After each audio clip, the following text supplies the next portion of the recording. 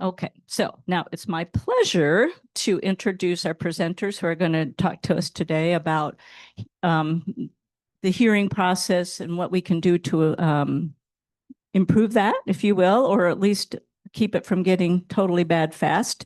I don't know if they're going to solve the problem of men hearing their wives, but maybe. And so first we have Jennifer Smart. Jennifer has her PhD and CCCA. She got her BA in speech pathology.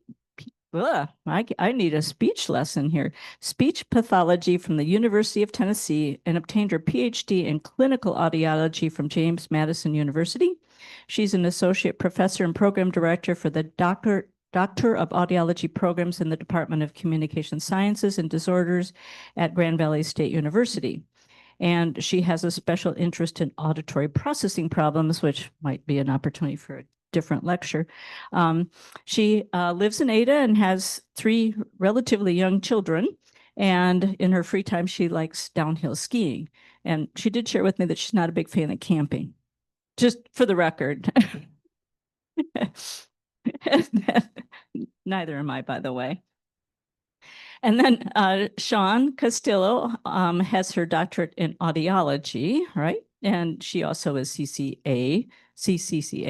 She received her BA in audiology and speech scientist from Michigan State University, from an esteemed professor that she has with her in this room today.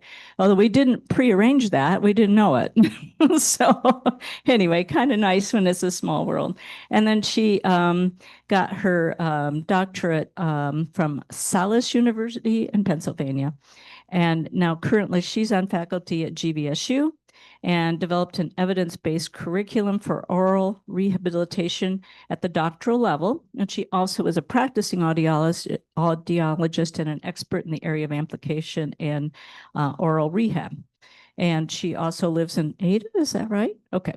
And she has 3 children who are slightly older than Jennifer's, and she actually does like camping, hiking, and being outdoors. So, but they obviously are very good friends. So I will let you 2 take it away. Thank you.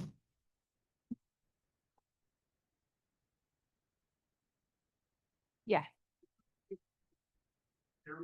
Yep.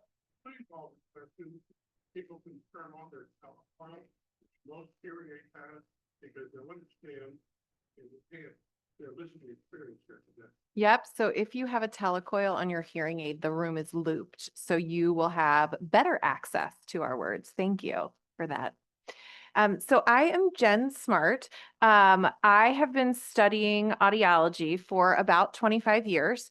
One of my areas of interest is quality of life, auditory processing, and then my colleague, Shawn Castillo, one of her areas of expertise is actually hearing aid fittings amplification. And we're going to go through essentially the anatomy and physiology, what it looks like for age-related hearing loss, what is that audiogram? But there are some pretty significant differences to obtaining the most benefit from your hearing aids or from your audiologist. So we're going to talk about that too. We want you to ask us questions as we go through. At the very end, if you haven't seen a cochlear implant or hearing aids or want to look at them, we have some demos here. We know that doesn't help for those of you at home, but we do have some demos here if you're in this space with us.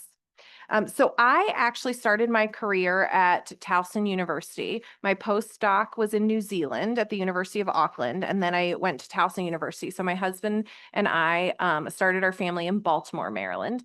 And then the opportunity arose for me to start the Doctor of Audiology program at Grand Valley. And the timing was not ideal. It was 2020, I think we all remember. I remember.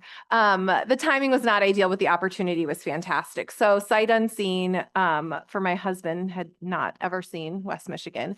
We moved our family here and it's been fantastic. So our program has been established for 5 years. We have full accreditation, and we also have a clinic on campus that really supports the community. So we can answer questions about that too. My colleague, Dr. Castillo, has been practicing as long as I have. in expertise in hearing aid fitting, but so many of our patients come in and they're unhappy with their hearing aids and they don't need new hearing aids. They actually need them properly fitted. And so when I say expert, I genuinely mean that, teaching 2 doctoral classes and 6 credits, in addition to the rehabilitation for it. And so I'm really thrilled to be standing alongside Dr. Castillo today, because as a partnership, we're going to share some things with you that we think will be really helpful. There are a lot of words here, and I am only showing you this to let you know that we are covering all of this, and I'm not going to read it to you. Okay, so we're going to cover the auditory system because I think that's where the complexities really lie. We're going to talk about causes of hearing loss, aging and hearing loss, and treatment and rehabilitation. And we've kind of divided it up so that it's half and half. Where did this all come from? And then what do we do about it?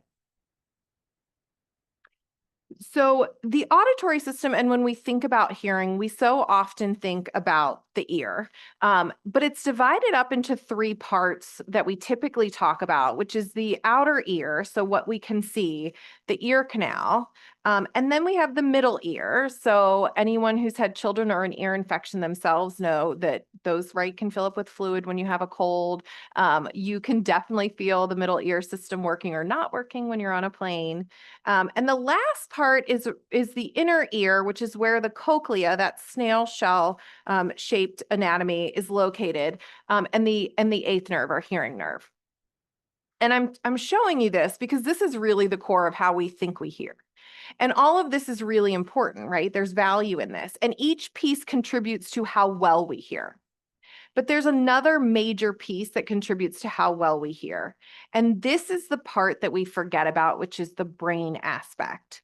And so when I talk to my my students and we're talking about all the things that can happen with hearing, I talk about the fact that the cochlea itself, right, the snail-shaped thing itself, is about the size of my pinky nail. And it's like a fine-tuned ecosystem. I call it the rainforest of our body. That makes no sense, but the reality is if even one thing is off, hearing loss happens, and the degree sort of varies. And we'll talk about that. When it comes to, so that those systems have to be working anatomically and physiologically, but then we get to the brain, and this is where sound holds meaning. And so how many of you have had a hearing test before? Wonderful. If you haven't, come and see us. But this is right, press the button when you hear the beeps. Does the beeps mean anything? No, they don't hold meaning. It's just a beep. And then sometimes your audiologist will say, repeat this sound, or repeat this word, excuse me. You're going to say the word ball, say the word shoe. But the net out is all the way up here, sort of those glowing yellow spaces at the top of the brain, is the auditory cortex. And that's where sound holds meaning. And the brain does it fast, 90 milliseconds, sound hold meaning. So this is how, when a baby's crying, you're alerted. And sort of that activates all the autonomic nervous system, all the other systems get activated. And it's all happening super fast. So today we're going to talk about hearing, but we're also going to talk about the processing of sound. And then this is going to end, I'm going to be glass half full about this. This is going to end on a good note, but there's a lot going into how we hear. There's one other thing I want to mention. The cochlea that we were talking about in the inner ear, the snail-shaped feature, it is organized tonotopically from really high frequencies. So think about higher pitches, even women's voices, kids' voices, higher pitches all the way to low pitches. This means that the way that it's organized actually impacts what frequencies are damaged first, and it happens to be high frequencies in a majority of cases. And high frequencies, when they're damaged, impact our clarity. And so this is typically what happens, right? People will come to us and say, I can't understand my grandkids. I can't understand my wife. I'm trying to think of a game. I have 3 kids, so I don't do anything fun quite yet. But like Bunko is really popular. Mahjong's really popular right now. And I can't hear people at the table. Right? And it's because higher frequencies are lost, and some of the really valuable parts of speech are lost, and almost all of the disorders, it's high frequencies and then low frequencies. And it has to do with the organization of our inner ear, of this cochlea. And so it ends up being a big factor. So I just want to mention that because when we start talking about what age-related hearing loss looks like, you're going to see that high frequencies go first.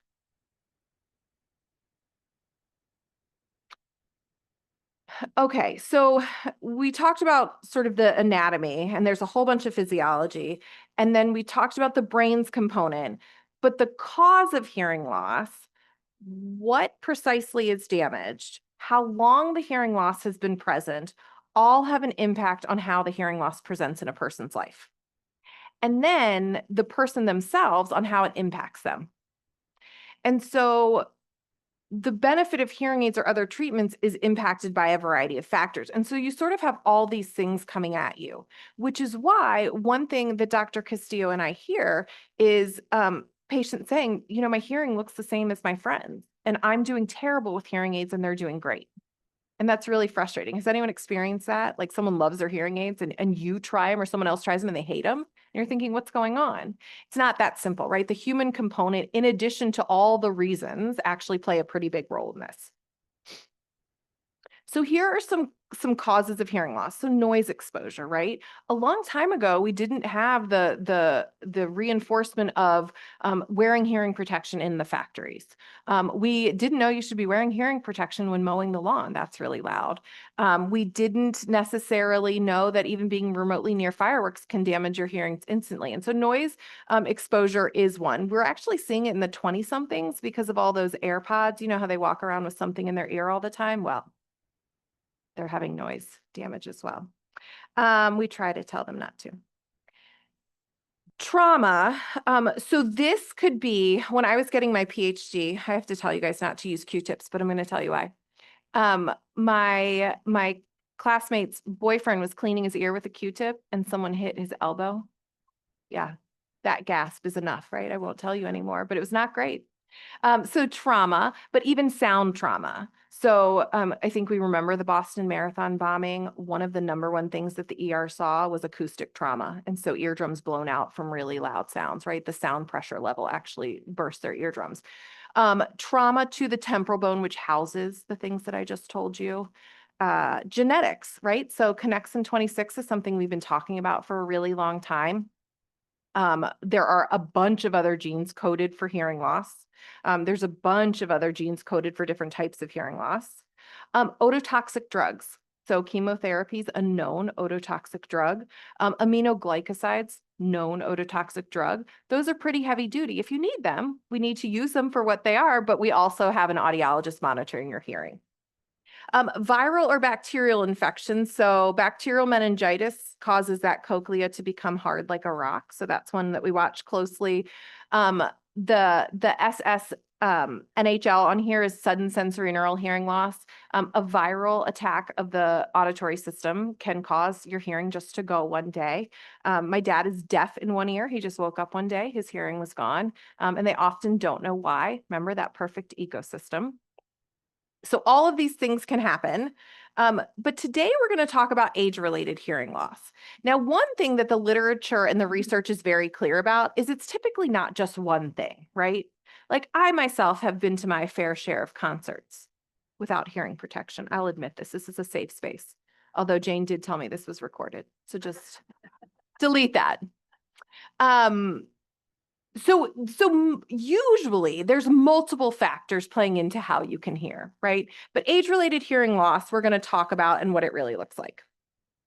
How many of you were at a party like that recently? Is that what your Halloween's? I'm just kidding. No, same, that age. Okay.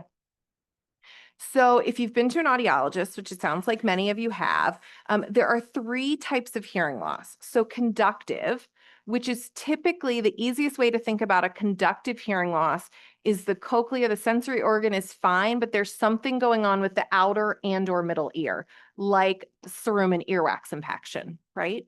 That's not necessarily uncommon. The ENT or even audiologist may remove it. Otitis media with effusion, so fluid in that middle ear system. The sensory organ's fine, but something's blocking sound. Mixed means there's a permanent type of hearing loss, so something's not okay with the sensory organ and something's wrong with the outer or middle ear. That would be a mixed hearing loss. We're actually going to focus on the sensory neural hearing loss, which is the permanent type of hearing loss, which is age-related hearing loss. So at this time, hearing loss is not reversible. Now, I will tell you, when I was getting my PhD, one of my professors was actually working on sensory hair cell regeneration. So in the cochlea, we have these sensory cells, and she was working on regenerating them. That would be the answer. That was 25 years ago. So we are closer. We are not there yet. There's also a lot of drug-induced therapies indicated to protect them, especially for our military who can't wear hearing protection, right? They have to be able to hear things when they're in the field. There are some drugs being trialed right now to protect those sensory cells, but right now we're with a permanent type of hearing loss, not reversible.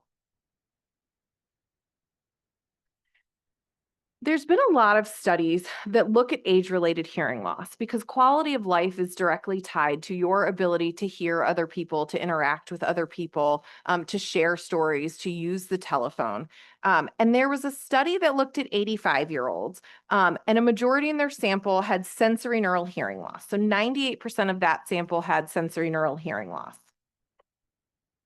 When we use the term sensory neural, if any of you have been diagnosed with a sensory neural hearing loss, it's an umbrella diagnosis for, we think it has to do with the cochlea, the sensory cells in the cochlea, and probably the nerve. And they don't often separate it out. This particular study did, though. So 98% had a sensory neural hearing loss with a very small percentage where the nerve was affected, where it was neural. A small percentage of that had a mixed hearing loss as well. So the focus of this conversation and treatments is going to be on sensory neural hearing loss because that's mostly what you'll experience.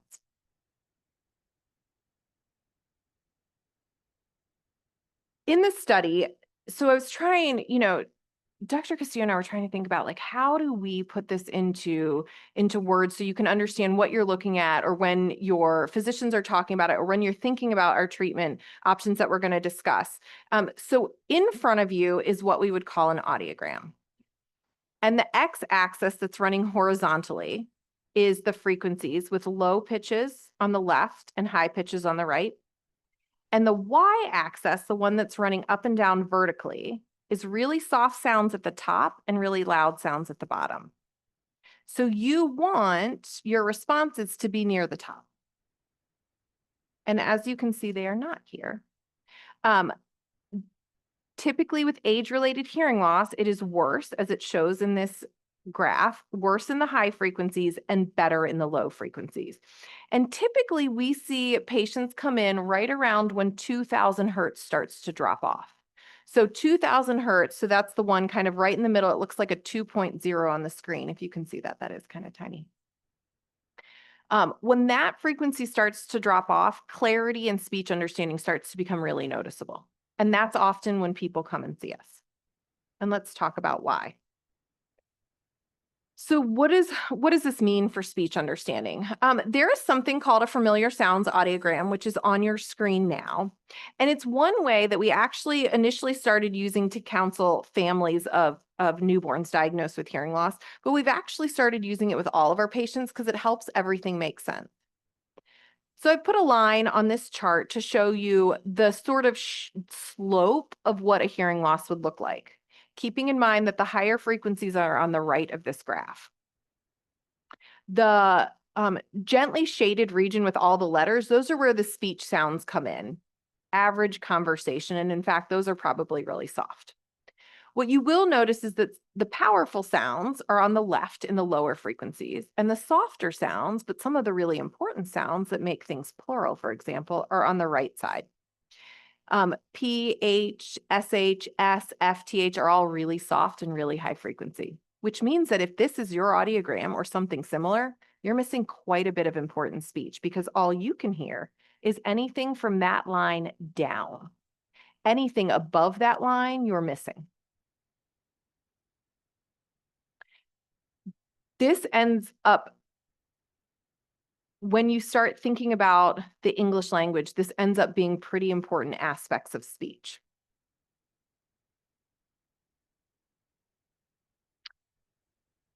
So we have been studying age-related hearing loss. You may also hear the term presbycusis. Those two terms are synonymous. They are the same. They have given subtypes to age-related hearing loss. Sensory means that those sensory cells in the cochlea are damaged, and it likely has to be some contribution of noise and aging. Neural, so ganglion cell loss, we talked about that's less of what we're seeing, especially in the particular study we looked at. Metabolic or strial atrophy is the most common. Dr. Castillo and I were talking about this just a couple days ago. We don't diagnose it this fine-tuned. I mean, some of these are from animal models, some of these are right. We don't actually diagnose you with sensory neural hearing loss and then strial atrophy. But the point of this is the complexity of the auditory system also has subtypes. There used to be a cochlear conductive subtype, and they have since said that's not really a contributing factor. So we're looking at the top three. What is important about this is looking at the person, their test results, and coming up with the best treatment plan so the outcomes are good. We don't need a diagnosis of one of these subtypes to treat our patients well and to make good recommendations, but it's informative for us to figure out what's going on in the system so that we can make recommendations. So I am an expert in auditory processing abilities. And with older adults, remember, we can't forget the contribution of the brain. There are a couple things happening. And so there's a degeneration or degradation of the central auditory nervous system that has to be factored into the treatment of older adults when it comes to hearing loss. And I think this is actually a really big missing piece from the treatment of hearing loss, right? We often hear like, you need hearing aids and that's it. And that's not really it, because we also want to treat the brain part, and we also want to integrate hearing aids or a cochlear implant into your life accordingly. It's a contributing factor to poor speech understanding, but there are things that can do. And so a lot of our examples today are sort of like you would get physical therapy after a knee replacement. You would get cardiac rehab after any surgery on your heart. You should get rehabilitation after you get hearing aids or a cochlear implant. And it's something that is not done as often as it should be. So there's a Golding study, and it comes up often, and it's one that I talk about a lot when I'm talking about actually pediatric auditory processing. And Golding's study essentially talks about 70 auditory processing difficulties in older adults, 55 and up. 55 feels so young to me, but older adults using 55 and up as our qualifier, 74.6%.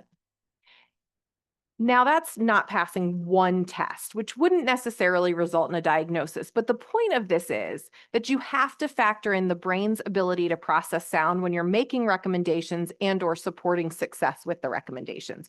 And that goes back to the importance of oral rehabilitation, which Dr. Castillo is going to talk about. The impact of other things, including declining cognitive function, have to be factored in as well. One of the things that has come up recently in the past 5 to 7 years is the relationship between untreated hearing loss and dementia. And I will be talking about this in a couple weeks. I think there's a lot going on, and I want to be very clear that having hearing loss untreated isn't the cause of dementia. It is one of many things, and there are things tied to that. So it sometimes sounds really scary, and I don't want that to be left here. It just has to do with, if you're not able to communicate with people, you're withdrawing, and there are other factors at play there. So we'll talk about the actual percentages that we're seeing there. So auditory processing is a contributing factor. And this seems all very doom and gloom, but there are things that can be done. It gets so much better from here forward. I want to tell you, and this is really important to me, this is kind of like my public service announcement, and something that is challenging for me. So there are different specialists you may see when you're going to get a hearing test. So some of you may have seen an ear, nose, and throat physician, and you were sent to the audiologist as in the middle of that consultation. Some of you just went to a audiology place or hearing aid place that you saw along the way. Maybe you were at Costco. They have great prices. I hear you on that. One of the things that is not clear, and this is a charge I have asked our national association to address publicly, like I want a football commercial on this, is there are two different people you could be running into. So one is a hearing instrument specialist. They have a high school diploma. There is no additional degree related training. They are trained on the job, and they are supervised under a hearing instrument specialist. They may be trained under an audiologist, but is not a requirement. Their focus is really on just raise your hand when you hear the beeps and not really other tests. In fact, they're typically not supposed to see you if you have any other disorders. They can and are legally allowed to fit hearing aids as well. Audiologists, on the other hand, have a bachelor's degree. They have a clinical doctorate. They may have a master's degree if they received it before 2007 and have been practicing for the past 20 years. But the current, since 2007, is a doctoral degree. So at least 3 years post-bachelor training with a focus on anatomy, physiology, diagnostic testing, interpretation, treatment of both hearing and balance disorders, counseling, and referrals. Often includes several classes on hearing aids and cochlear implants, pharmacology, radiographic imaging, pathophysiology. The hearing aids are apples to apples, unless the companies are watching a replay of this, and then you didn't hear that from me. But the net out is, right? It's kind of like a computer. We know that a Chromebook doesn't work as well as a PC, and that often Macs are considered gold standard, but they're all going to get you where they're going. But what does matter is the instructions on how to use the device, the quality of, right? The quality of the person providing that information to you.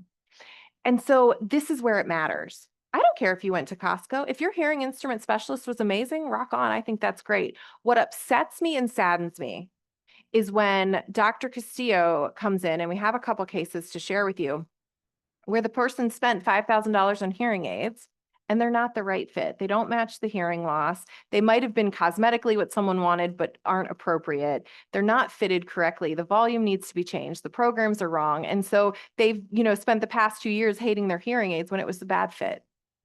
And there's all these tests we can do to verify and validate this stuff. And so, it's not, you could spend $10,000 on hearing aids and hate them if the person fitting them and working with you is not excellent at their job. And the same care that you go into picking out who's going to be your brain surgeon or who is going to be your even primary care physician. This is something I put a lot of energy into. You want to put that energy into who's working with you related to your hearing loss. And we don't say that enough.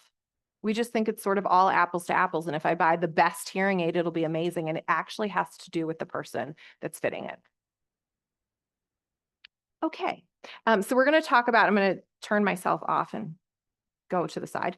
We're going to talk about hearing aids, cochlear implants, a combination. So you can have a cochlear implant and a hearing aid, one on each side. They work well together. And then bone anchored hearing solutions, and then oral rehabilitation. All right, thank you. Hello, everybody. Hello. So I'm gonna start off by just talking about hearing aids in general. And as you can see on the slide there, they all look in a variety of different styles, shapes, colors. You can see on the left-hand side of the screen, some hearing aids are custom fit. So we use an impression, we take an impression of your ear and we custom fit the hearing aid so it fits the exact shape and size of your ear canal. They go from really small, where they're invisible in the canal and they fit really deep, to something that comes out of the canal a little bit larger. And then we have even larger in the canal or in the ear style hearing aids. And then on the right-hand side of the screen, we have some hearing aids that are more of a standard option where they fit behind the ear. And then we choose what we call a coupling that delivers the sound into the ear canal. So the coupling can vary depending on what the patient needs, what their ear canal and their anatomy tells us, and what we feel is the most appropriate for that particular patient as well. So we have a lot of different options when it comes to style. And when we look at the different style hearing aids, we can't really tell what the hearing aid can do or the performance of the hearing aid. It's just kind of the outside packaging of the unit. And then again, we take other factors to determine what that hearing aid style should be. And then the internal component is pretty similar amongst the hearing aids. So how do we select a hearing aid when there's so many different options and they all look so different? What do we determine when we have a patient sitting in the office? We've tested their hearing and we're trying to determine what to recommend and what would be best for that person. So like I mentioned, we're going to look at the style and the fit. We're going to see what's appropriate for that person's hearing loss and for their anatomy. And so when we look at that, we're also considering the internal components of the hearing aid, and that's where we're looking at the technology and the features. So style is the outside, what the hearing aid looks like, and then internal is the features and the technology selection. If you've looked at hearing aids, they're kind of similar to, like Dr. Smart has said earlier, you're looking at different levels of computer technology or different models of cars. You know, you kind of have an entry level, mid-level, and a premium level item. So we're referring to the computer chip inside the hearing aid, the features that we're allowed to program and select and design what we feel is going to adjust for what your needs are. And so that can vary between models. And then we also know from research that subjectively, when patients are tested with different level technology of hearing aids, we don't really see a major difference in performance. And so that's really important for you all to know, because there is a big price tag and a big cost difference between these technology levels. So if you go back to the previous screen, I'm just going to bounce back for 1 second. If you look at a particular hearing aid on there, you might say, I really want this hearing aid, but as far as the performance, any tech level is going to kind of pretty much provide the same performance for you. We do have different features that we might decide based on your lifestyle. So for example, if you like to be outdoors a lot and you camp and hike like I do, you might find that wind noise is a real issue. So you might find that the microphones on the hearing aid are picking up a lot of wind noise. So you might want to go with maybe a higher level technology that can help reduce some of that noise in the hearing aid. But just for listening on normal day-to-day conversations, we don't really see a big difference between the tech levels. Other features we can determine for, I want to mention a little bit more there as well. All hearing aids now are digital and they're really sophisticated and advanced. So back in the day, years and years ago when I started practicing, we did have to really think about the technology level, and there were major differences between the hearing aids. But nowadays, they're all digital, they're very high tech, they're very complex and sophisticated. So just starting with that basic level hearing aid, you're going to get a really good performance out of the hearing aid. Other features that might be a little bit different we would consider would be the battery. So that's a really hot topic nowadays because changing the battery every 2, 3, 4 days was a real issue back when we had the disposable batteries. But now we can choose rechargeable, so that's more of a convenience. But on the other hand, you might decide, well, I really like to be in control of the life or how I'm using my hearing aid and not be as dependent on the charger. So that's an option, a personal choice as well. Now that we have battery operated hearing aids that are rechargeable, that allows us to deliver more Bluetooth connectivity and wireless features that are not really necessary, but are kind of a nice added bonus if you're into technology. I'd mentioned the noise reduction abilities. A lot of times, one of the #1 complaints that we hear in the clinic is that people have a really hard time hearing in background noise. So whether it's a crowded situation, a family gathering, a group, a restaurant, we are always trying to help people hear in every single situation that they encounter on a daily basis. So noisy environments tend to be the most challenging, and in higher level technology, we have a little bit more features we can control. But we also will talk a little bit more about other strategies that we can utilize to help you hear in those challenging environments. So again, just remember they're all really good hearing aids, and we don't necessarily see a major cost performative difference for that cost between technologies. Some of the other changes between those tech levels would be the flexibility of programming. So what that means when you're coming in to see your audiologist, we listen to you, we talk to you, we want to really understand what your needs are. And then when we're in the programming software, we're able to make kind of more specialized adjustments, for example, like the wind noise or background noise, to help the hearing aids kind of be more comfortable for you. The other really important piece we look at is you as an individual. So all these hearing aids, even the entry level, they're really, really sophisticated. They give us a lot of options for kind of making those adjustments for you. But like Dr. Smart mentioned, it's really important to have a provider that understands you, takes the time to really understand what your needs are, where your communication difficulties are, and kind of take the time to talk through it and come up with communication goals and strategies to determine what's important for you. So again, we could have somebody with completely the same hearing tests. 2 people might have the same hearing loss, but they might have completely different needs and lifestyles. So it's our goal to kind of work you through that, come up with communication goals in addition to wearing the hearing aids. We use a lot of other techniques to help you so that you can stay active and communicate in those situations that are important to you.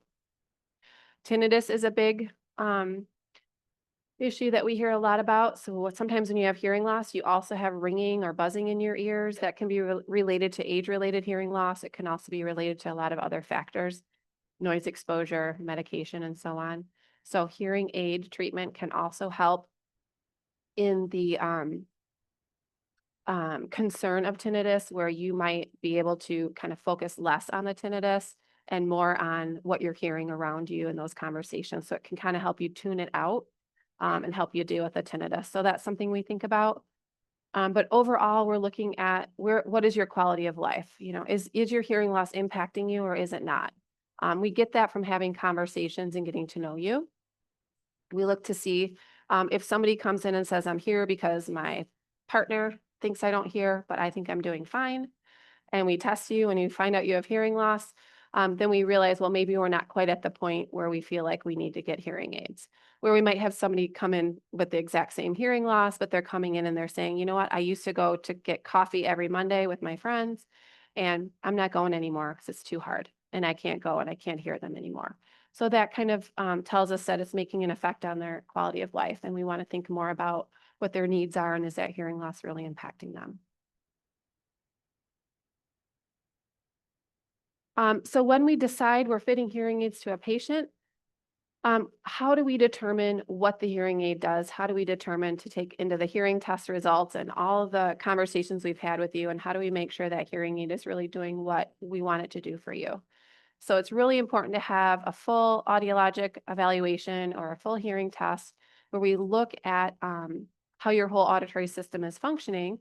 We determine that you have that sensory neural hearing loss, and then we use all those levels that we've measured, where Dr. Smart showed you that graph with all the different frequencies and all the different intensities. So we look to see what levels are you missing and what levels are you able to hear. And we make those precise measurements into the hearing aids who are only providing back the sounds that you need to hear. And so, for example, if you have that characteristic high frequency sensory neural hearing loss and you're not able to hear those word endings, those high frequency sounds, 2000 hertz and so on, then that's what we use to measure the hearing levels that the hearing aid will give you. So we're just going to give you back that sharpness or clarity from based off of what your hearing test tells us. So use that data. We also use that information to determine the style. So we look to see if your hearing loss is only affecting the high frequencies, but you're hearing those lower frequencies, those vowels very normally. We want you to continue to hear those sounds normally. And the way we do that is we don't plug your ear up. We want your ear to be completely open physically so that you can still hear the sounds around you, but we're just giving you the higher frequencies or the sharpness that you need. Versus someone else that might have hearing loss across all tones and all sounds. So we're going to think about the fit. We're going to think about the way that sound is coupled and entering the ear canal. We want to have some of that sound stay in the ear. We don't want any sound to leak back out. So we look at the coupling or how closed or open the fit is to the ear. That's really, really important. So open fitting would be a hearing aid that has a completely physically open ear canal, but maybe a little wire or a speaker attached to the end where we're putting the sound in the ear canal. So that might be appropriate for somebody that only needs those high frequencies. But again, someone else that has a more flat or a different configuration from their hearing test, they might need a more closed off fit. And so if you have the wrong fit, you're not going to get the sound delivered and staying in the ear canal that you really need to hear better. When we're also programming the hearing aid, in addition to using the audiometric test information, we are looking at your lifestyle. So we've taken the data from your hearing test, we're putting that into the computer, we're taking the information that we know and we're getting the fit correct, but we're also listening to what your needs are. So if you're the person that goes to the coffee shop, it's a noisy environment, you've stopped going, we're going to say, we want you to try that again. We want you to go back to that group that you used to go to. We want you to go back to these situations. And we're going to give you some tools now where we're going to give you your hearing aid, but maybe we'll give you a backup program. Maybe we'll give you a T-coil that someone mentioned earlier that you can use in larger rooms. And so programs, adjustments that you might be able to control the hearing aid yourself We really look at that to see, is this something that you need? Is this something that you want? And we can try different adjustments based on your lifestyle and what your needs are. And then the last part of the fitting that's really important is verification and validation.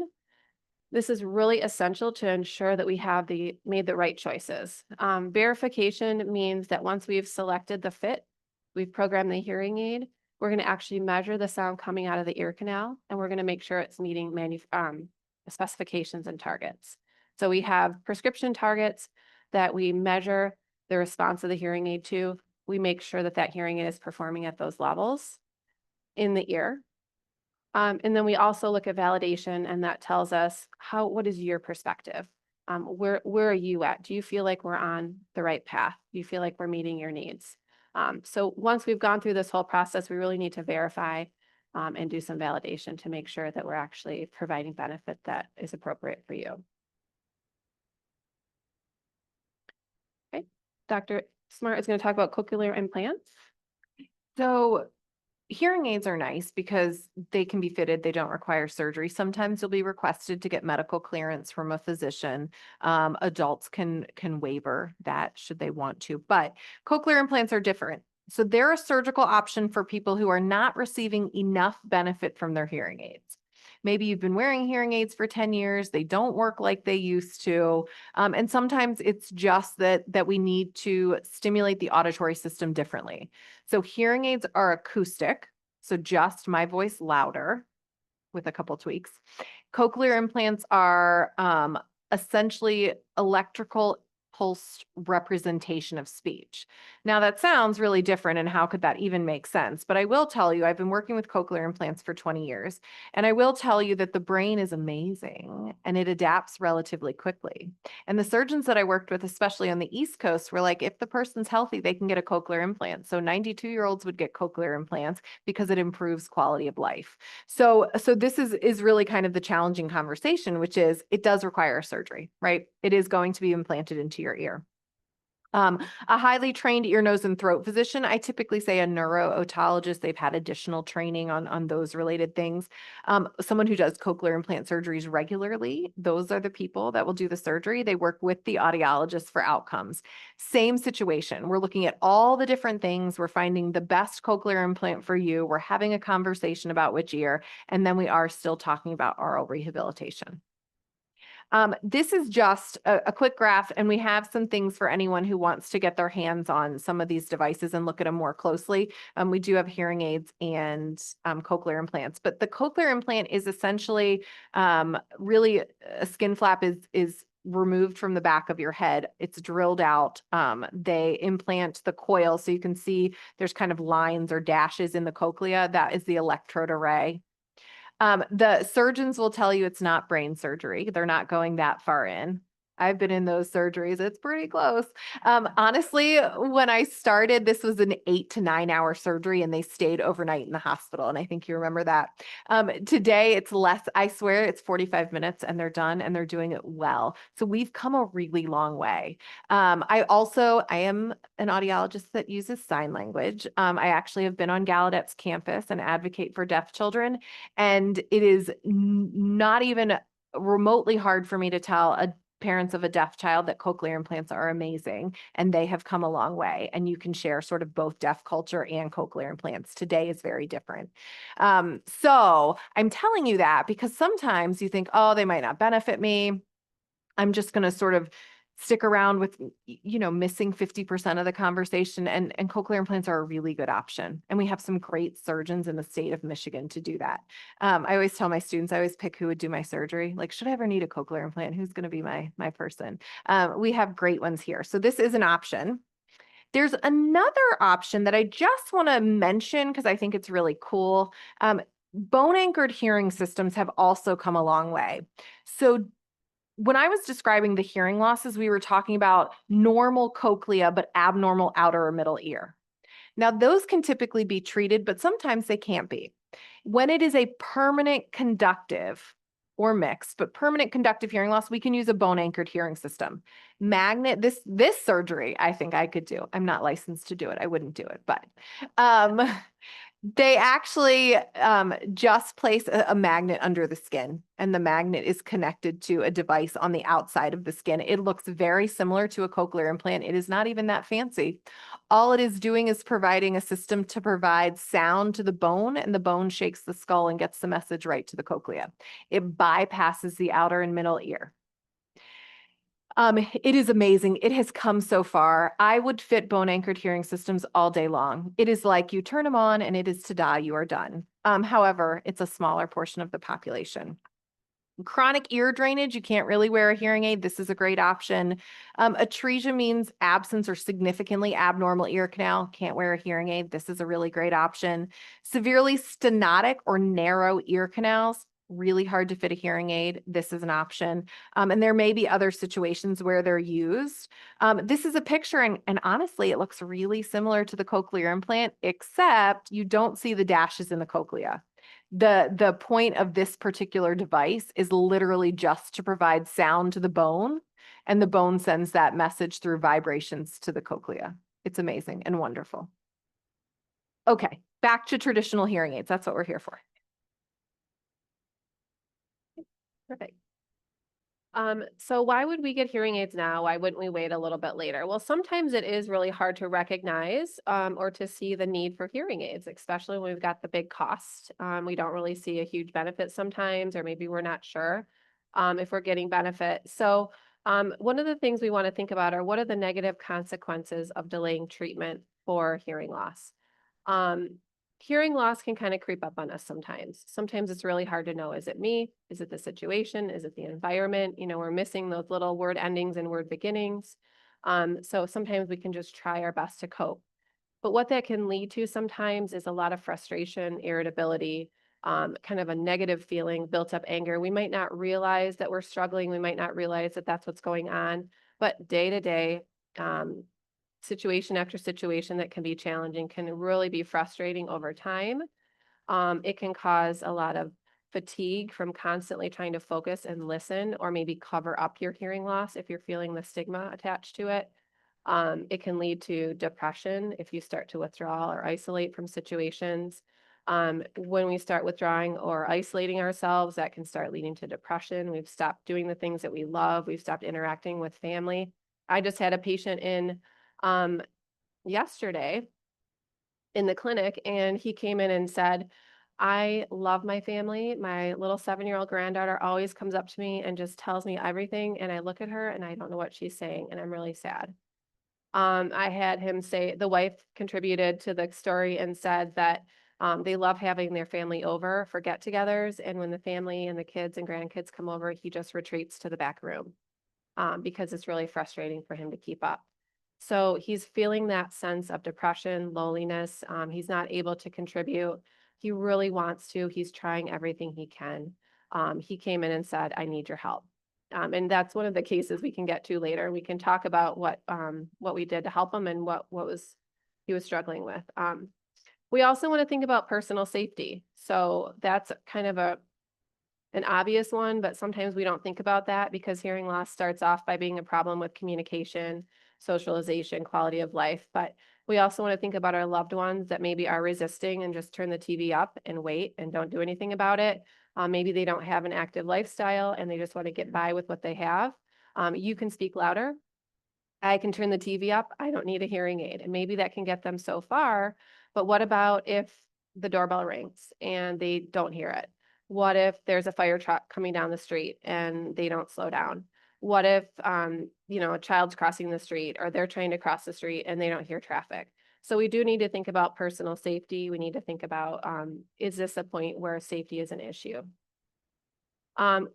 Later on, Dr. Smart's going to come back in a few weeks and talk about memory, but we do know that there is an association between delaying hearing loss and memory, and that has a lot to do with being a part of the world around us and staying active. We also want to think about how the hearing loss can affect our job performance. We know there's a lot of unemployment, underemployment, lower wages, lower salaries related to hearing loss, unfortunately. Even if we're volunteering or active in situations, that can also give us negative consequences. And then overall, just our mental and physical health. So again, how are we feeling internally? How are we feeling externally? Are we still being a part of the world around us, doing the things that we love, or do we feel like over time, little by little, it's kind of taking a toll? So the great thing is, again, finding access to sound, being able to connect to the world around us. When we lose our hearing due to aging, it's usually very slow and very gradual. So just being aware of maybe some of these situations that can be frustrating or challenging or building up on us. Once we start getting treatment, we really do see it life-changing in patients. And that's why I love what I do. I love having patients come in. I love solving problems. I love being able to help them kind of get back into these situations, relationships, activities that really bring them back to the world around them. It could be small, it could be a small thing, or it could be a big thing. But sometimes it can improve their earning power. Sometimes it can influence their job. Sometimes it can just improve that one relationship that they've really struggled with. It could be the grandchild, it could be a spouse, it could be a coworker. Getting to know what's important for that person and then being able to provide access to that information, speech or sounds around them. I've had patients tell me about relationships where their intimacy is, the warmth, the connection is compromised because of their ability to communicate on a regular basis. I've had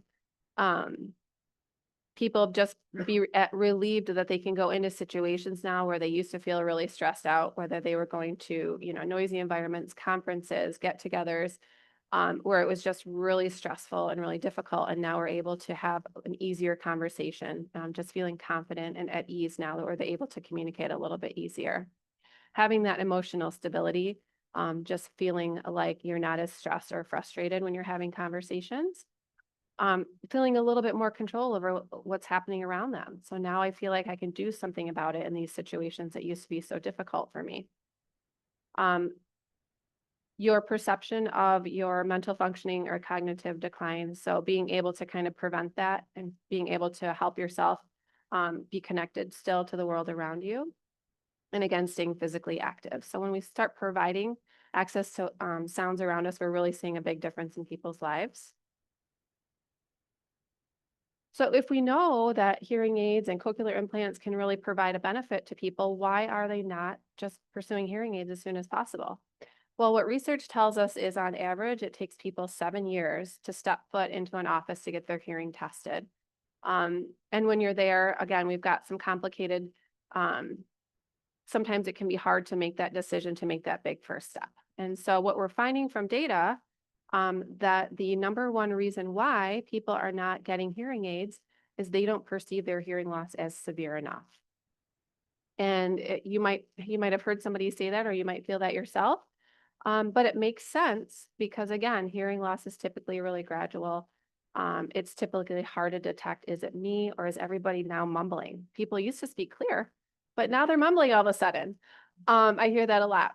And young people do mumble and they do talk fast. But again, that's the way we perceive the world around us because it's not something that we typically wake up and all of a sudden things start changing.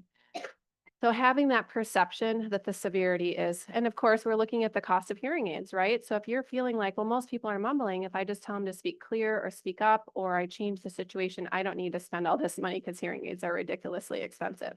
So of course, cost is number two, where insurance doesn't typically cover hearing aids, Medicare doesn't. And so what do? Someone says you need to spend $7,000 every 5 years to be able to hear, or you can just try to make do. And so that can be a real challenge for people. A few more thoughts on why people don't seek hearing help sooner. A lot of older patients, they've been through a lot. They have been through other health scares. They have been through the loss of loved ones. They have been through the depression. They're pretty tough. They're pretty tough. So when you start to lose your hearing, you think, you know what, that's not the worst of it. I've been through harder situations. My hearing loss isn't a top priority right now. Maybe they're not as bothered by the hearing loss. Again, pretty tough, been through some tough situations.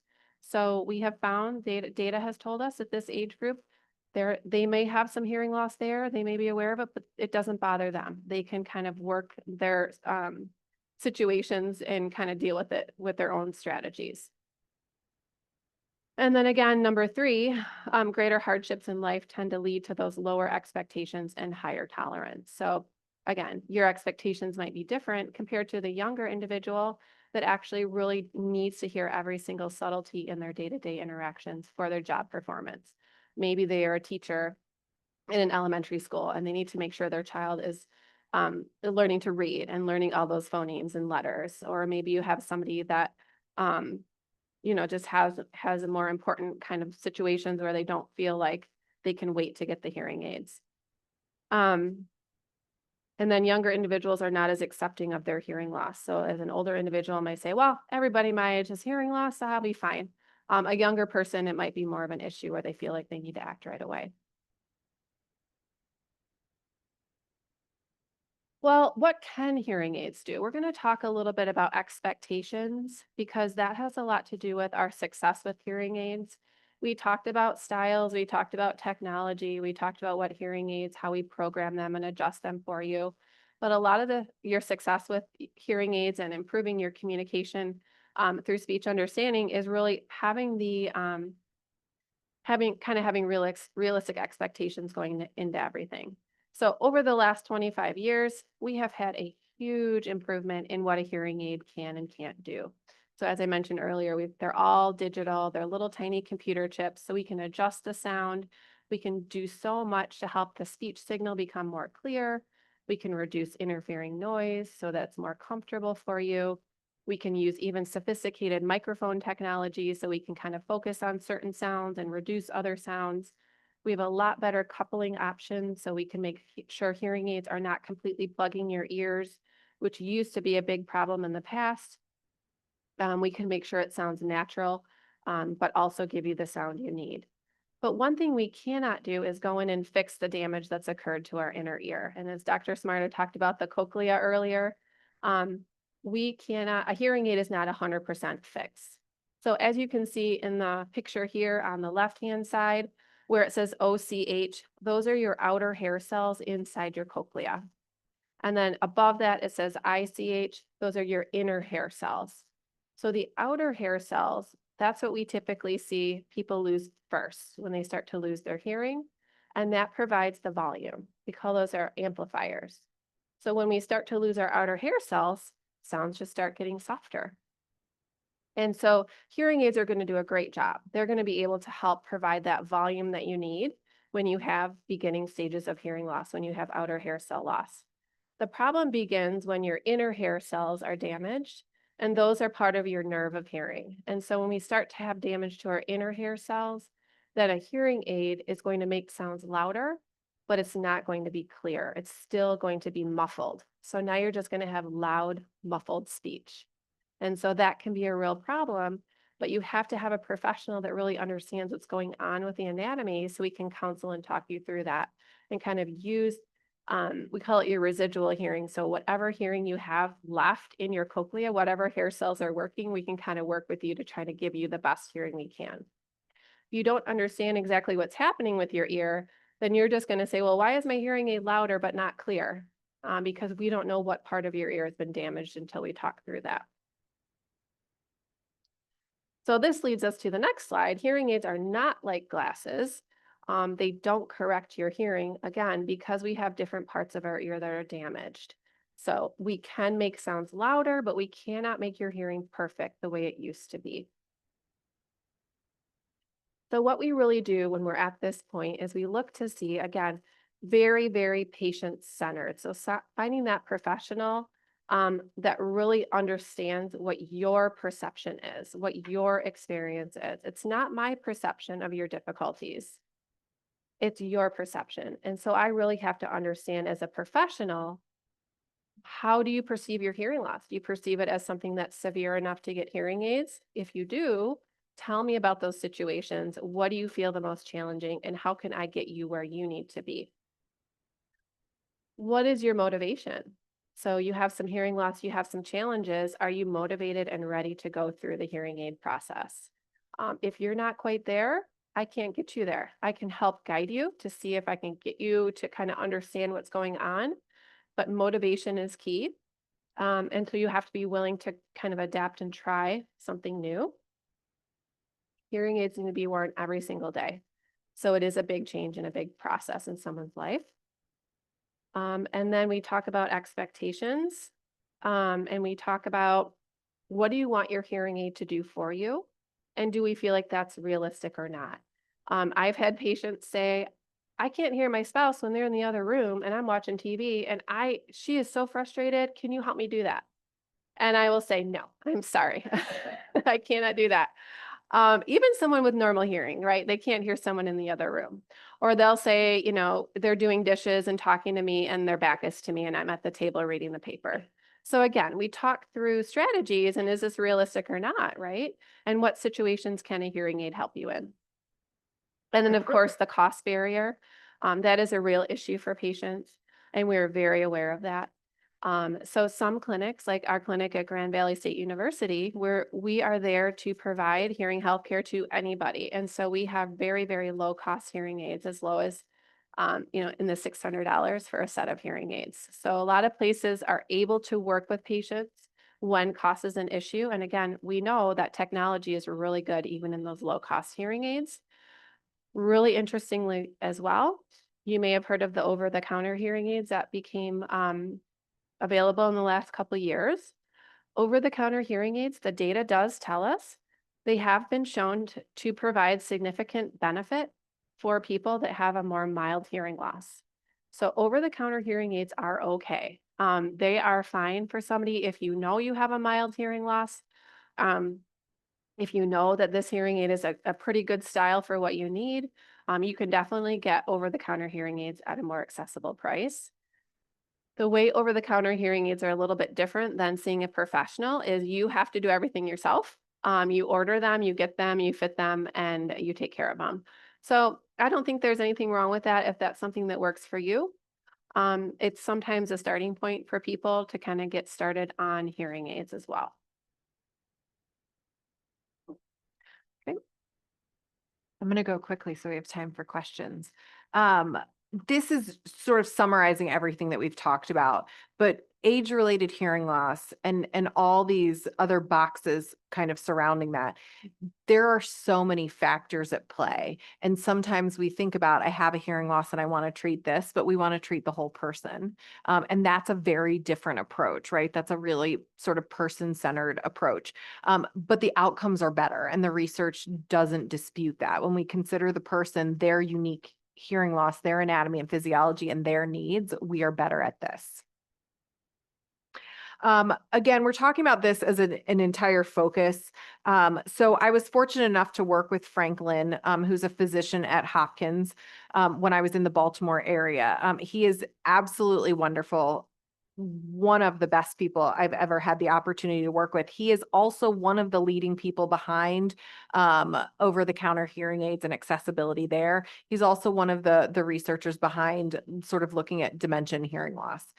What I will tell you, what the stats that I've seen is untreated hearing loss has an 8% out of 100 contribution to dementia.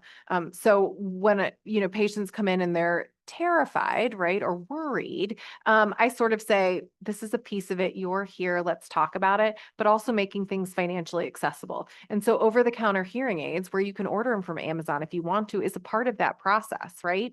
What I will tell you in my sort of comma is sometimes I saw them at Walgreens and they were $1,000 a piece. And I'm like, no, then come to the audiologist. But if you can get a $300 pair, do it. I say do it. The relationship between hearing loss and dementia has a lot to do with other things, and we'll talk about that a little bit more. But accessibility and communication, we don't want you to miss out on. We don't want you to be frustrated. We don't want you to stop doing what you love doing. And we want to make sure that we can address those, and we have options that we didn't even have 10 years ago. I swear 2018 or 2019 was a game changer for the chips they were putting in hearing aids. Before then, I was like, meh. But after that, there was one company that came out with a hearing aid that I was like, this is the one. This is the one that's going to change everything. They're not perfect fits. They're not like glasses, but they're getting much better than what you may have experienced previously. Okay. 6 minutes. through here. A few more benefits to getting hearing aids sooner. We do know over time, as hearing loss will progress, what we typically see most important is your word recognition ability will decline. So again, as I mentioned earlier, if we make sounds louder, that's fine, but your ability to discriminate those words will diminish. So it's just harder to process that information as we age. There are several reasons why. We have 3 theories. The common cause hypothesis basically says hearing loss and cognition age and aging is linked. So we kind of see that go down. Information degradation hypothesis means your brain has to work extra hard when you're not able to hear or your hearing is impaired. So that can lead to problems. And then sensory deprivation is whether it's basically you use it or you lose it. So again, over time, your ability to discriminate or understand speech understanding will decline, basically due to some of these hypotheses. So oral rehabilitation, that's what I absolutely love. I love working at that part. And that's kind of like the physical therapy part of our hearing. So we use the hearing aids as part of our oral rehabilitation. But we use, in addition to the auditory component, non-auditory component. So emotional, psychosocial, and so on. So working with the patient through counseling and other exercises to help you improve your hearing once you've received access to sound. What does that look like? So that's going to look like spending some time with your audiologist through counseling sessions. It's going to look like talking through communication strategies and situations. It's going to talk about using your technology to your advantage, whether it is your hearing aid, whether it's an assistive device, maybe you're using an app or a computer program to help you learn how to hear and listen differently. It's going to help you come up with strategies, psychosocial strategies, communication strategies, and it also can look like being around peers or people going through the same situation as you. Normalization can really help with the stigma and the whole process of going through treating your hearing loss because it's something we can't see and we can't put our finger on it. So other people might misunderstand us. We might have situations that we've had these kind of negative habits of dealing with that we need to work through. So oral rehabilitation is a process. And there's a lot of strategy that's involved in that. It can be individualized or it can be group. So group rehabilitation is something that you'll see less often, but it is very, very important. We've started doing this at Grand Valley State University every summer, where we invite people in, whether they have a hearing aid or not. We know that they have hearing loss. This is where we can connect with other people kind of going through the same situation. Together through shared experiences. It is a very, very valuable experience for patients. I've seen them grow and learn through kind of accepting their hearing loss, learning different strategies, connecting with others, and overall through working through that normalization process of being around others, we're able to kind of work through and help them utilize their hearing aids to the best of their ability in addition to coming up with strategies. Okay. I just want to take a minute and emphasize the oral rehabilitation and the groups. So I've been doing oral rehabilitation again for 20 years. It's something I love. And so Dr. Castillo started this program 2 summers ago when she joined us and it's been brilliant. But the research behind it says you're less likely to return your hearing aids or be dissatisfied after going through a group. And a lot of the stuff that we're talking, this is a little preview. A lot of the stuff that we talked about today is talked about then, right? How do you get the most out of hearing or your hearing loss or your amplification? And so it's under, we obviously offer it at no charge. I think that time and energy, and we are really people first, but it's like physical therapy after an injury. So we've talked about a lot today, and I wanted to make sure we had time for questions, should anyone have it. But I want to be really clear. We were sitting down sort of, how do we wrap this up? Comprehensive, and I use that term because I want to make sure you're getting the whole sort of look at your auditory system. Comprehensive audiologic assessments with an audiologist are necessary for accurate diagnoses and treatment plans. One thing I have found interesting in the past 5 years is I've seen a lot of patients coming in for ringing in their ears.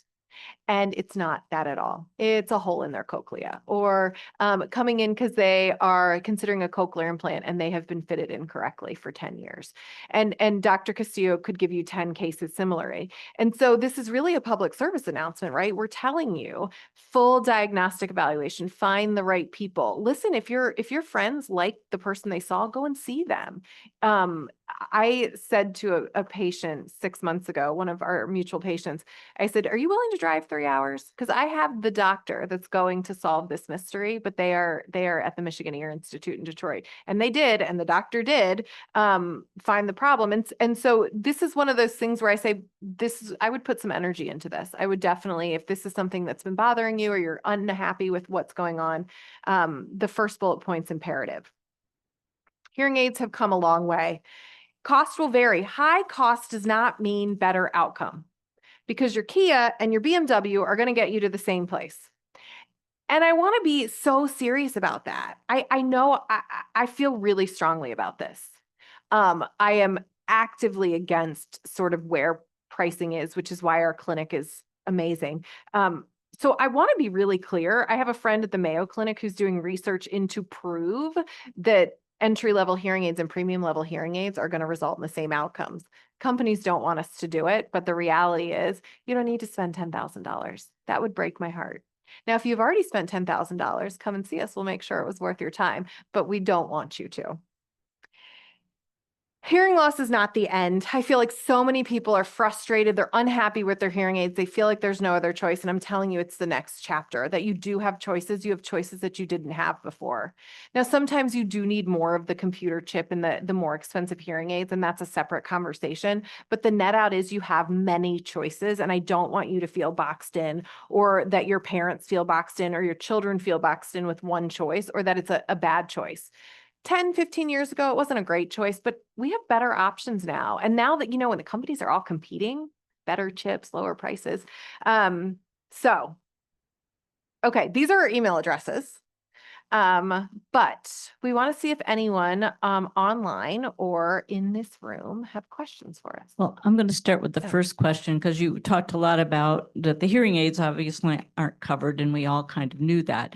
Are your services covered under Medicare for most people? So we did something interesting at our clinic. So there are audiologists who are covered by Medicare and Medicaid. Our clinic decided we weren't going to do insurance to keep our costs down. So a hearing evaluation is $20. If there are financial concerns, we can reduce or waive the fee. So we actually decided to do that so we could keep everything lower. Oral therapy you were talking about, is that, you said complimentary at Yep. with your people, but are there audiologists who actually literally charge for that? And Yes. then again, Medicare covers that? So if you were getting it outside, and I'm happy to make recommendations, I would get it with a speech language pathologist, and then it would be covered. Okay. It would thank- not be covered with an audiologist. Okay. Okay. A question and then a comment online. How will hearing aids improve tinnitus? That is a great question. How will hearing aids improve tinnitus? Well, what we have found oftentimes, and not always, it really is tinnitus can vary from individual to individual, but oftentimes what we find is if you have hearing loss and we treat your hearing loss with hearing aids, you are starting to hear sounds around you. You're starting to hear footsteps. You're starting to hear conversations, sounds in the environment. Those sounds are going to take precedence because your brain will start focusing on those new sounds, and it'll start forgetting about the tinnitus that it's always been highlighted in the front. So it kind of gets pushed to the back burner and it just gets noticed less. It doesn't necessarily go away, but patients will tell me, I don't notice it as much. It's not as bothersome anymore. It's not always like that, but we have to try it and see. And a lot of times patients can get relief from just wearing them. The other cool thing is that the hearing aids now have tinnitus programs. So if you enjoy white noise or ocean noise or fractal tones, sounds like wind chimes, most, even the entry-level hearing aids have programs where those can be directly in your ear. So yes, all of that. Okay, I have a brainstem implant on the left and a cochlear implant on the right. The brainstem doesn't work anymore. It's 21 years old. The cochlear, I have the latest sound processor, but I find that the T-coil in this room works far better than any place else. And this new sound processor is less effective with the T-coil, but it's more effective with the phone because that's what they directed things. I'm just curious why I get so much better sound in this room than I do, for example, over at the Miller Auditorium. West Michigan, and you feel, Mhm. West Michigan is a special place where they looped everything, and no other place, someone could Google this and find this out, but I don't think any other place in the US is looped as well as West Michigan. I actually feel pretty good about that. So then the hearing aid companies stopped doing really good telecoils. In fact, it's hard to get telecoils. In fact, a lot of the companies only keep the telecoil for West Michigan customers. I know. So there's a range of different ways you can do that. And I'll let Dr. Castillo take over, but you're essentially seeing the product of that. And we don't agree with it. It was just significantly underutilized elsewhere. And there was quite a bit of money and support in West Michigan. So we have them everywhere where other states and areas do not. And so they just essentially stopped building devices that worked well with them. But there are other options. Yeah, and I believe in Europe too, they still, or they did at one point, still use T-coils a lot. But the advantage of using something like that is improving what we call the signal to noise ratio. Because in a large room like this, hearing aids or cochlear implants cannot pick up sound when it bounces around the room.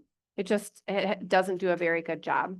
And then we're also losing the volume of my voice as it travels further.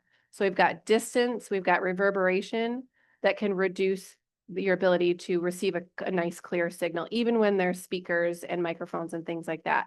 So what the T-coil does is it picks my voice up coming right out of the microphone and it puts it directly into your technology. So it's as if I'm speaking 1 inch from your ear. And so we're reducing that distance and that travel time and reverberation. So with the T-coil, you'll always get a much more robust, clear signal because we're improving that signal to noise ratio. Now, what's happened, like Dr. Smart said, they put less powerful or less high quality T-coils in hearing aids because manufacturers are pushing towards Bluetooth technology, which is a different form of wireless transmission of signal. But with Bluetooth technology, there are some differences with the quality of the way that works or the way it sounds, particularly in situations like this. The advantage of Bluetooth is you're able to connect to devices like your smartphone or your tablet, which can aid in improving binaural hearing on the phone, because normally we hear with one ear on the phone, or we can be limited in the way we hear on the phone with a hearing aid or cochlear implant. So binaural hearing through the phone has been an advantage. So there's kind of pros and cons to different types of technology. But again, that's something where you need your professional kind of work through it with you. Well, this is Bluetooth, but that still doesn't answer my question. Why is the T-coil so much more effective in this room as it is in other? I realize now there's some of the best availability in the country. I could answer that.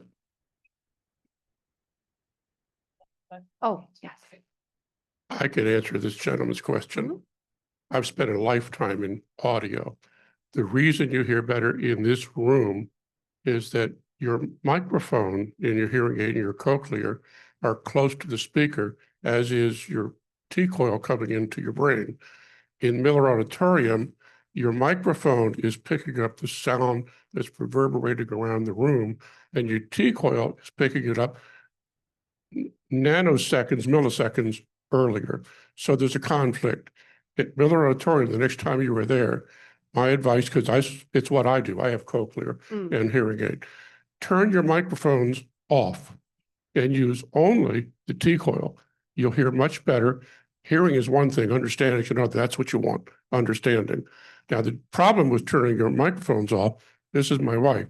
If she wants to say something to me, I'm really lost now because that's my microphone is at 0 and she's not in the T-coil. So I also have 2 comments on today.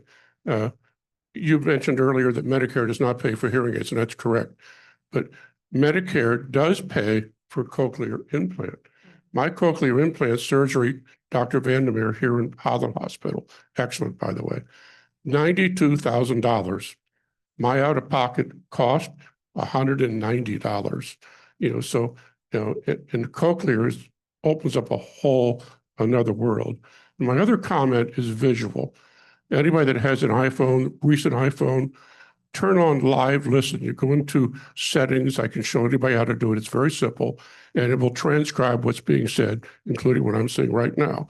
It is 99% effective. Because of my T-coil, I only had to look at my phone today a handful of times, for a word that I didn't understand.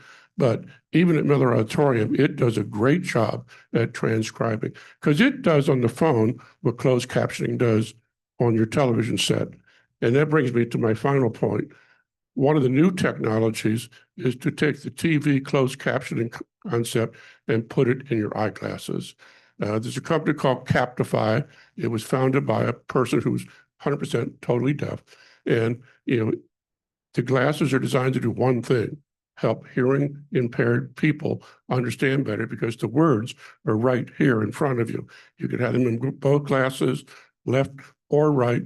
It's second generation. It's not perfect, but like hearing aids 10 years ago were a lot more primitive than they are today. This is a rapid area of improvement because we all use visual cues as well as auditory. Thank you. I appreciate that. Yeah, the speech to text programs, I haven't tried Apple, but Dragon has been very accurate even for medical terms. So that's a great suggestion. Thank you. I have a different kind of question about, well, maybe 5 years ago, PBS had a program on hearing, and the gentleman on there said there's like 9 or 10 different ways you can lose hearing, and it isn't always volume. A lot of times it's the quality of how your ear interprets things that are coming in. Like you said, the cilia can be lazy, and it can be brittle and break off. The hearing aid can be over tight, arthritic, or it can have pinholes in it, or it can be flabby. And he pointed out the little hammer bone, the little arthritis can affect. He pointed out all these different things that were not volume affected so much as they were the quality, muted muttering type things, reverberations over the top, that volume didn't particularly helping the volume. I can see where a cochlear would be great improvement on that. But I was wondering, is there anything going on with hearing aids that could even look at something like that? Because he went out these 9 different ways that you could lose hearing without losing volume. That is the negative side, and we alluded to it, but not so clearly. So if there's nerve damage, or if the inner hair cells are damaged, hearing aids are less effective. If you've had hearing loss for 7 years and then get hearing aids, it's like not moving your arm for 7 years and then deciding you want to play tennis. It's going to be harder, right? And that's a good example. Or pickleball. So going back to your question, that's when we lean into a cochlear implant who is really going to be able to simply put, almost like bypass the nerve or make it work more effectively. So you're completely right.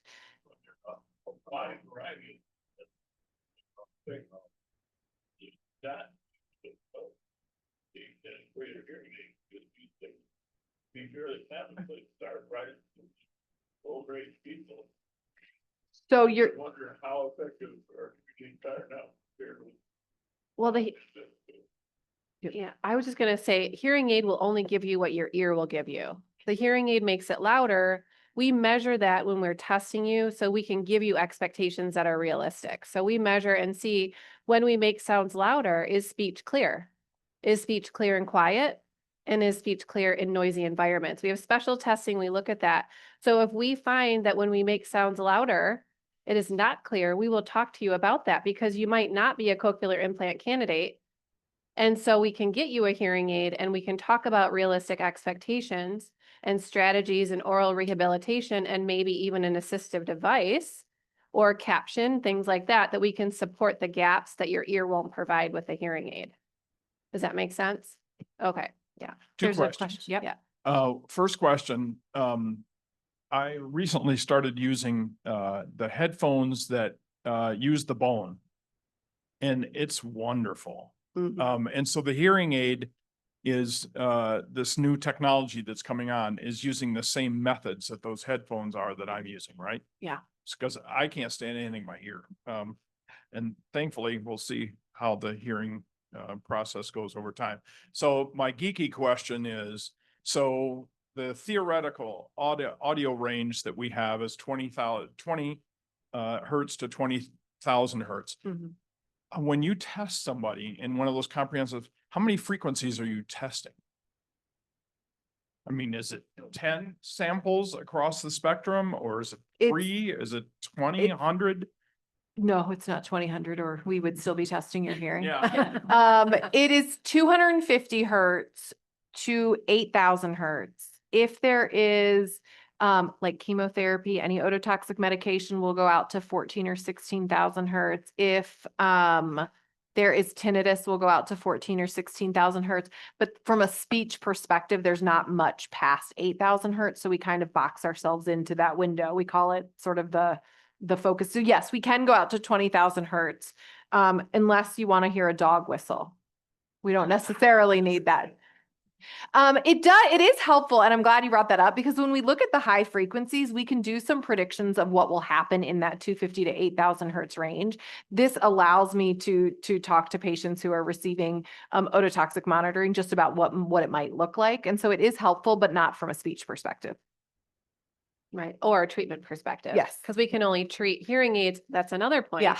Because with hearing aids, you might have hearing loss up to 8,000 or 10,000 hertz. Hearing aids will only amplify up to 4,000. So we have limitations with what we can even do with hearing aids. And speech sounds do go out to 8,000, but if you have a severe hearing loss at 4,000 hertz, we're not going to be able to provide access to some of those speech sounds that you need to hear. So insurance does, most insurance covers cochlear implants, and they expanded in the past 5 to 7 years the criteria. So people who have normal hearing in the low frequencies but can't hear in the high frequencies are now candidates. So one thing that's published frequently, and one of the reasons our university started seeing cochlear implant patients, is they're significantly underutilized, right? Because you think I can hear low frequencies. There are hearing aids that could attempt to do it, but cochlear implants definitely get higher frequencies better. That's a great point. Good. Well, we really appreciate your time today and, for answering so many questions. I think we all learned a lot. Are you available for a few minutes to stay if other Yes. people have individual questions? Good. Well, let's give them a round of applause for their time.